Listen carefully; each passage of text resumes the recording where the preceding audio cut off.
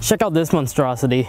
I got the Mavic 1 low noise propellers, the Mavic 2 blades, and the standard Mavic 1 blades right here. All on the Mavic 2. Let's go see what happens if we fly it. Feel free to skip ahead to go ahead and watch that part if you're just here to see that result. But we are going to revisit this in a different video.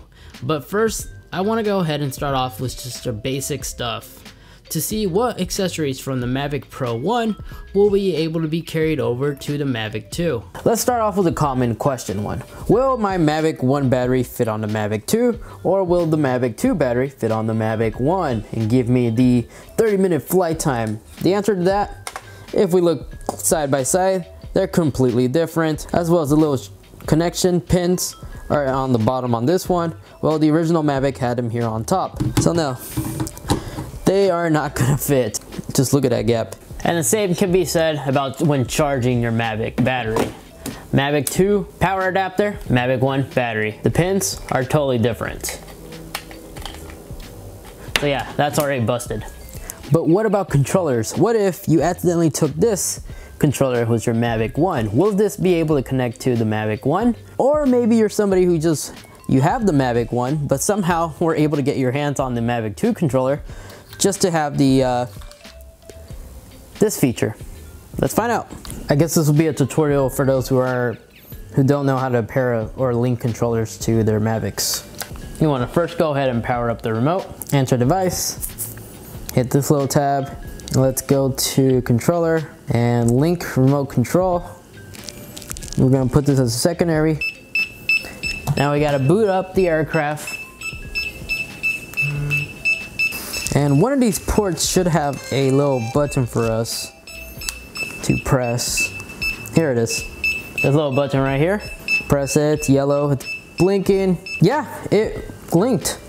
It says it's linked, but it doesn't show it. Let me link it as a primary then. Let's do primary this time. Hit this little button. Remote control linked. Yet, if we look closely, we don't have anything on our feed. Should I boot up the engines and see what happens? No, it's not. It says it's linked, but it's not linked. Actually, I'm gonna try rebooting it. This time I selected the Mavic that we have. Aircraft disconnected. Gimbal disconnected. Are we able to control the gimbal? No, we have no connection. It keeps sending it back to the Mavic, so no, clearly it doesn't work. It's weird. It says it linked, but it doesn't show anything on our feed, and the remote itself still says connecting. Let's go ahead and link the Mavic 2 with the Mavic 1 controller this time. All right, so the remote knows that this is the Mavic 2. The other remote was taking it back to the default Mavic 1. Let's go ahead and enter device, enter view mode, back to these little dots, scroll down to the remote, link remote control, link to RC, boot up our Mavic 1. We need a paper clip or something to reach in and hit that little button. So it's red. Doesn't look like it worked. No. Connecting. Saying connecting.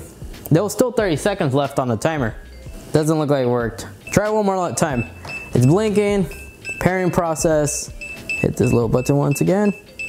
LED lights are flashing yellow. It means it's looking for the controller. Not even as a primary or a secondary. So no, it's not gonna work. The Mavic 1 controller does not work on the Mavic 2, nor vice versa. Even as a primary and secondary choice option we had, it wouldn't communicate whatsoever. Although the Mavic 1 controller was claiming it was connected, but we couldn't see anything on the viewfinder. We also reset the drone and the controller. It wouldn't work. But what about the blades though? These are the low noise propellers for the Mavic 1. Do they fit on the Mavic 2? Let's see. Oh my God, they do. Check this out. Look at that. We got Mavic 1 blades propellers on the Mavic 2. And I bet you we could do a vice versa. They do. They fit on the Mavic 1 just fine. And they are slightly different. If we take a look side by side comparison, the outer fins are a little bit different. Let's also go ahead and have some fun and grab the standard Mavic blades and see how they do on the Mavic 2. So let's take all three of these blades and run them against each other. But first, let's knock down a couple of birds with one stone. If you have one of these little hood accessories for the Mavic 1, they do not work on the Mavic 2. It's just way too small. See? Too small. And these little cables from the previous Mavic will definitely work on the Mavic 2 controller. So that works just fine. And if you have one of these foam traveling cases and you're trying to put your Mavic, good luck doing so because the fitting isn't really properly fitted. It doesn't fit in. But if you have one of these range extender reflector antenna things, they fit properly fine on them, on the Mavic 2 controller. All right, so I went ahead and installed the low noise blade propellers on the Mavic 2. Let's go see if there's a performance loss or anything like that if we fly it. Kind of risky, but we're doing this for science, right? So my secondary microphone was unhearable due to the X amount of wind that you guys might see with the leaves, so I'm just gonna voice over the experience. I began each test by testing out the propellers by going left to right, forward, back, and rotating clockwise and counterclockwise. And then once I did all that, I made sure everything was feeling right, working properly, and then I would switch to the sport mode and literally floor it to test out the air brakes and how quickly it will respond to slow down. And with these low noise propellers equipped on the Mavic 2, there wasn't really anything different or unusual that I was experiencing. It did the air brake test just right, so then I took it up above roughly around 100 feet. I kept it in sport mode and just floored it to see what speed we were able to achieve. And after just forwarding on the accelerator, the fastest speed we got with these blades was 45.7. And after coming back, it was hovering just fine and it landed properly. But one thing I noticed, the Mavic 2 gimbal will automatically point itself up as soon as you land. So if you had it facing downwards like I did, it will automatically rotate back up whenever it landed. My apologies if it's a bit too windy. I forgot to bring the dead cat. Google it if you don't know what that is. But we were able to achieve 45 miles per hour. I'm actually quite surprised with these low blade propellers from the Mavic 1. Let's go ahead and see what would happen if we put the stock blades on this thing. What performance do we lose? All right, here it is. We completely downgraded the Mavic 2 with the Mavic 1 first gen blades. Let's see what performance numbers do we get out of it. Good to go. So from that takeoff launch, already, yeah, it was a little bit more louder than I'm used to with the other blades. But running the same tests, moving it left to right, back and forth, clockwise, everything felt and was behaving normally. So I felt confident enough that I could switch to the sport mode to go ahead and test out the air brakes. So quickly accelerated and just slowed down like so, and it behaved just fine.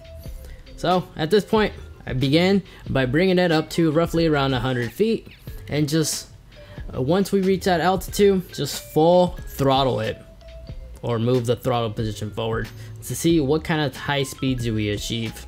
And just a few seconds later, we reached a new top speed for my drone, 45.8. And after landing it, there wasn't any difficulties, anything unusual. It was hovering just fine and landed normally. So surprisingly with the stock blades, we were able to get up to 45.8. That's the fastest for some odd reason. Not sure if it was the wind aiding us, but there's no problem with the first generation blade on the Mavic 2. So if all your blades are messed up and this is all you got, these will do.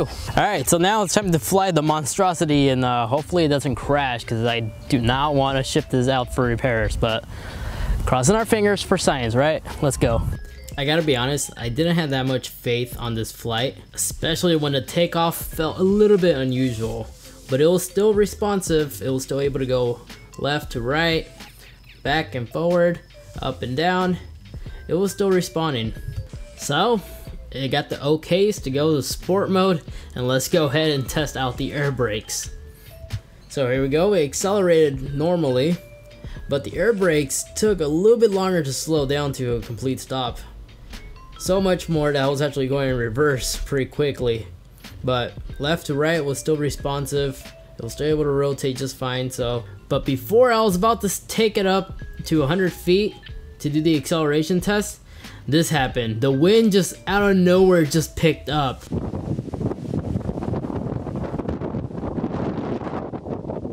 So I took it above 100 feet and just left it there. And to my surprise, it was hovering in place really well. It was connected to about 18 satellites, and that was enough to make sure it was still in place. So at this point, I waited for the wind to slow down just a bit, but I still continued with the experiment and just accelerated to see what top speeds we will achieve. So fighting against the wind, it was still able to get up to 45 miles per hour. We managed to achieve 45.3. Not a new record, but I was still quite impressed for mixed matching blades. But admittedly, the flight felt really sketchy. I would never recommend someone doing this. Even landing just felt a little bit odd, but we didn't crash, surprisingly. What else a risky flight, but it was able to still go 45 miles per hour. Not the quickest, but if you ever find yourself in a situation where all your blades are broken and you have to get a shot, you could do this. Just still be cautious. Even with strong winds, I don't know if you guys saw that, the wind was literally just blowing at us out of nowhere, like really strong too. And it was able to fight it even with mixed match blades. I'm surprised. Now let's go ahead and do the Mavic 2 blades on the Mavic 1.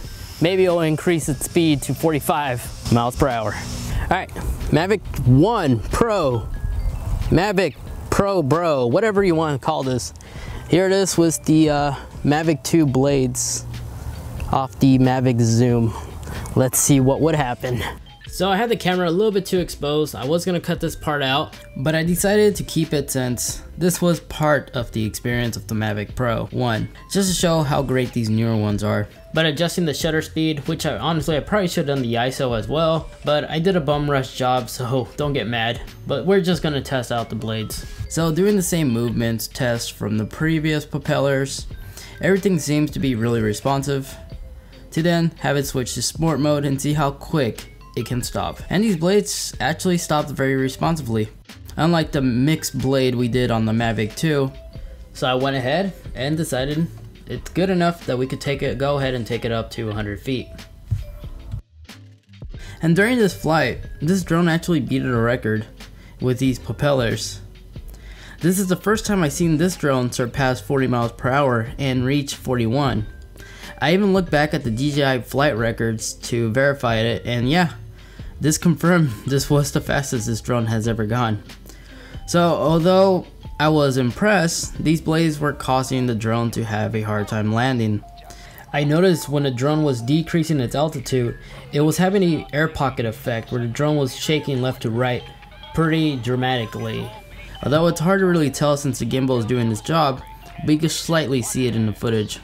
And then after taking a closer look and inspecting what might have caused this, I noticed the blade was actually hitting the body of the Mavic 1. So these blades are slightly longer, which might have been a reason why we were able to reach a new high speed, but it did damage the body of my drone.